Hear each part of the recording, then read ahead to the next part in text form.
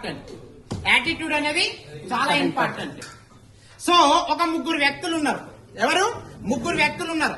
ఆ ముగ్గురు వ్యక్తులు ఒకే పని చేస్తున్నారు. ఆ ముగ్గురు వ్యక్తులు ఒకే పని చేస్తున్నారు. ఆ ముగ్గురు వ్యక్తుల్లో ఒక వ్యక్తిని అడిగితే ఏం చేస్తున్నావు అంటే, ఏం చేయాలా, పిల్లం పిల్లలు ఉన్నారు కాబట్టి ఏదో నడిపియాలా, నడుస్తుంది. అర్థమైందా?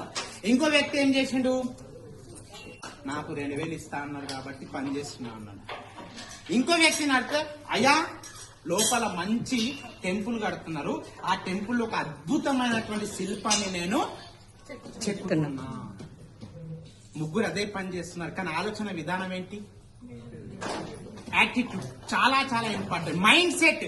మీ ఇంట్లో డిన్నర్ సెట్ లేకున్నా నడుస్తుంది, సోఫా సెట్ లేకున్నా నడుస్తుంది, ఫ్యాన్ సెట్ లేకున్నా నడుస్తుంది, గాజుల సెట్ లేకున్నా నడుస్తుంది, కానీ ఈ బిజినెస్ లో మైండ్ సెట్ కావాలి. ఏం కావాలా? ఒకటే డైమండ్ బన్నా. ఏంటి? డైమండ్ బన్నా మేరా జన్మ సిద్ధ అధికారే అనండి ఒకసారి. డైమండ్ బన్నా, డైమండ్ బన్నా, డైమండ్ బన్నా 100%. అవునా కదా? T for teachable. మీకు ఇక్కడ లెర్నింగ్ అండ్ లిజనర్ కావాలా, ఓకేనా? ప్లస్ మీరు నేర్చుకోవాలా. సో ఎప్పుడైతే అప్లైన్ కాన్సెప్ట్ ఒకటే, 3 ఫ్యాక్టరీలు మీకు కావాలా సక్సెస్ కావాలంటే ఇక్కడ. అండ్ ఒకటి అప్లైన్ ఈజ్ గాడ్. ఎవరు? Upline is God, down line is children, down line is children, cross line is danger line. జాగ్రత్త. మీ టీమ్ లో కూడా మీకు పక్క టీం వాళ్ళు కూడా ఏం చేస్తారు తెలుసా, ఈయన ముందుకు వెళ్తున్నాడు, మేడం ఎందుకు మేడం అంత ఊరుకుతావు, ఒక్క జాయ్ క్యాల్షియం కోసం అంత రాత్రి పోవాలనా, అస్సలు వద్దు మెల్లగా చూడు అంటారా లేదా? మీరు వినాల్సింది అప్లైన్. అర్థమైందా?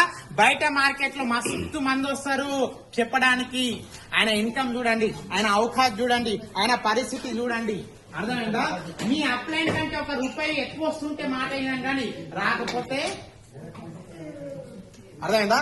రెండోది హానెస్టీగా ఉండండి. ఏంటి? హానెస్టీగా.